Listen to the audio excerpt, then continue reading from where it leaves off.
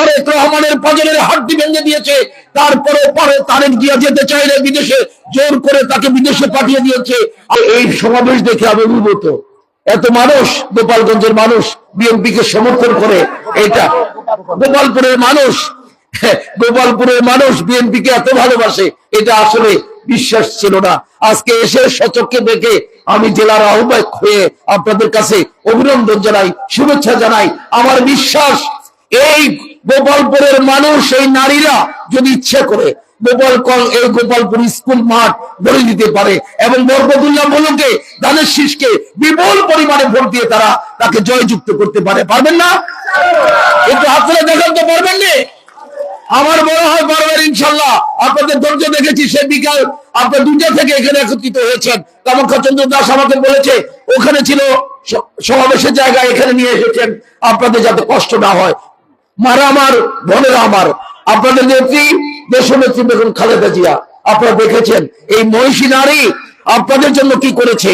এই মহিষী নারী আপনাদের জন্য অবৈতনিক শিক্ষার ব্যবস্থা করেছে। খালেদা জিয়া যখন প্রধানমন্ত্রী হয়েছিলেন এই দেশের মানুষের জন্য যা করেছেন, খালেদা জিয়া কখনো সততা করে নাই, কখনো মানুষের উপর জুলুম করে নাই, নির্যাতন করে নাই।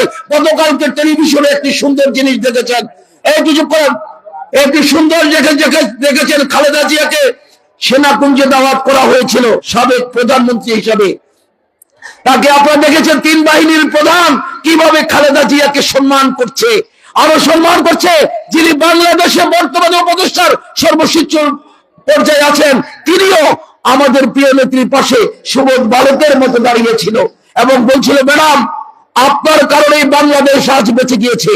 কারণ একটাই, বিগত 17 বছর এই শেখ হাসিনা বহুবার চেষ্টা করেছিল খালেদা জিয়াকে বাংলাদেশ থেকে বের করে দিতে। খালেদা জিয়া বলতো বিদেশে আমার বন্ধু আছে, আমার প্রভু নাই। আজকে প্রমাণ করেছে খালেদা জিয়া, প্রয়োজন হলে এই মাটিতে আমার মৃত্যু হবে, তারপরে বাংলাদেশ ছেড়ে আমি যাব না। আপনারা লক্ষ্য করেছেন খালেদা জিয়া সেই মা, সেই মহিষী নারী আজকে 7 বছর জেল থেকে বের হয়ে আজকে প্রমাণ করেছে শেখ হাসিনা যতই অত্যাচার করো, যত নির্যাতন করো, আমি বাংলাদেশ ছেড়ে যাব না। আপনারা জানেন খালেদা জিয়ার যে কনিষ্ঠ সন্তান আরাফাত রহমান কোকোর উপর কি নির্যাতন হয়েছে। এই দেশে তার চিকিৎসা হয় নাই, বিদেশে যেতে দেয় নাই, নিষ্ঠুর ভাবে নির্মম ভাবে এই বাংলাদেশের মাটিতে তাকে মৃত্যুবরণ করতে হয়েছে। কত কষ্ট এই পরিবারের বলে শেষ করা যাবে না। তারেক রহমানের পাঁজরের হাড্ডি ভেঙে দিয়েছে, তারপরে পরে তারেক জিয়া যেতে চাইলে বিদেশে জোর করে তাকে বিদেশে পাঠিয়ে দিয়েছে। আমরা বলতে চাই তারেক রহমান বাংলাদেশের মূর্ত প্রতীক। তারেক রহমান আজকে বাংলাদেশে নেতৃত্ব দিচ্ছে সেই লন্ডন থেকে। সে প্রমাণ করেছে বাংলাদেশ জাতীয়তাবাদী দল একমাত্র দল, শহীদ জিয়ার আদর্শের দল। বাংলাদেশে শহীদ রাষ্ট্রপতি জিয়া রহমান এই দলটি সৃষ্টি করে যে মানুষের কাছে সমর্থিত হয়েছিল। আমাদের মা বোনেরা 1981 সালে 30 মে যেদিন জিয়া রহমানের মৃত্যু হয়, সেদিন হাজার হাজার লক্ষ লক্ষ মা বোনকে আমরা কাঁদতে দেখেছি।